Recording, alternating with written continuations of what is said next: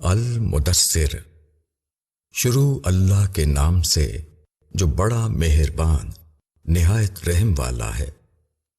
اے کپڑے میں لپٹنے والے، اٹھ اور لوگوں کو ڈرا اور اپنے رب کی بڑائی بیان کر، اور اپنے کپڑے کو پاک رکھ اور گندگی کو چھوڑ دے، اور ایسا نہ کرو کہ احسان کرو اور بہت بدلہ چاہو، اور اپنے رب کے لیے صبر کرو۔ پھر جب سور پھونکا جائے گا تو وہ بڑا سخت دن ہوگا، منکروں پر آسان نہ ہوگا۔ چھوڑ دو مجھ کو اور اس شخص کو جس کو میں نے پیدا کیا اکیلا، اور اس کو بہت سا مال دیا اور پاس رہنے والے بیٹے، اور سب طرح کا سامان اس کے لیے مہیا کر دیا۔ پھر وہ طمع رکھتا ہے کہ میں اس کو اور زیادہ دوں۔ ہرگز نہیں، وہ ہماری آیتوں کا مخالف ہے۔ ان قریب میں اس کو ایک سخت چڑھائی چڑھاؤں گا۔ اس نے سوچا اور بات بنائی، پس وہ ہلاک ہوا۔ اس نے کیسی بات بنائی، پھر وہ ہلاک ہو۔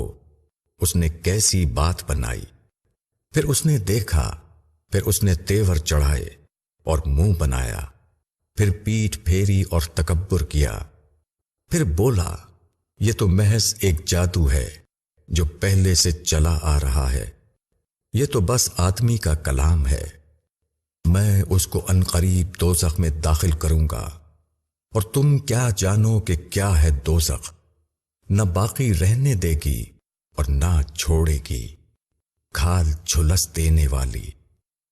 اس پر 19 فرشتے ہیں، اور ہم نے دوزخ کے کارکن صرف فرشتے بنائے ہیں، اور ہم نے ان کی جو گنتی رکھی ہے وہ صرف منکروں کو جانچنے کے لیے، تاکہ یقین حاصل کریں وہ لوگ جن کو کتاب عطا ہوئی، اور ایمان والے اپنے ایمان کو بڑھائیں، اور اہل کتاب اور مومنین شک نہ کریں، اور تاکہ جن لوگوں کے دلوں میں مرض ہے اور منکر لوگ کہیں کہ اس سے اللہ کی کیا مراد ہے۔ اس طرح اللہ گمراہ کرتا ہے جس کو چاہتا ہے، اور ہدایت دیتا ہے جس کو چاہتا ہے، اور تیرے رب کے لشکر کو صرف وہی جانتا ہے، اور یہ تو صرف سمجھانا ہے لوگوں کے واسطے۔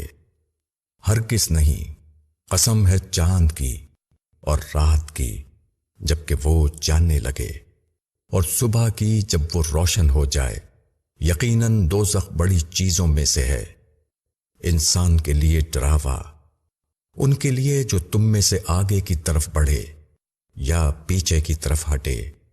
وہ شخص اپنے اعمال کے بدلے میں رہن ہے، دائیں والوں کے سوا۔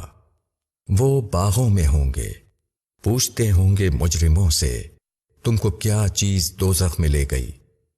وہ کہیں گے ہم نماز پڑھنے والوں میں سے نہ تھے، اور ہم غریبوں کو کھانا نہیں کھلاتے تھے، اور ہم بحث کرنے والوں کے ساتھ بحث کرتے تھے، اور ہم انصاف کے دن کو جھٹلاتے تھے، یہاں تک کہ وہ یقینی بات ہم پر آ گئی تو ان کو شفاعت کرنے والے کی شفاعت کچھ فائدہ نہ دے گی۔ پھر ان کو کیا ہو گیا ہے کہ وہ نصیحت سے روح گردانی کرتے ہیں، گویا کہ وہ وحشی گدھے ہیں جو شیر سے بھاگے جا رہے ہیں، بلکہ ان میں سے ہر شخص یہ چاہتا ہے کہ اس کو کھلے ہوئے نوشتے دیے جائیں۔ ہرگز نہیں، بلکہ یہ لوگ آخرت سے نہیں ڈرتے۔ ہرگز نہیں، یہ تو ایک نصیحت ہے، بس جس کا جی چاہے اس سے نصیحت حاصل کرے، اور وہ اس سے نصیحت حاصل نہیں کریں گے مگر یہ کہ اللہ چاہے۔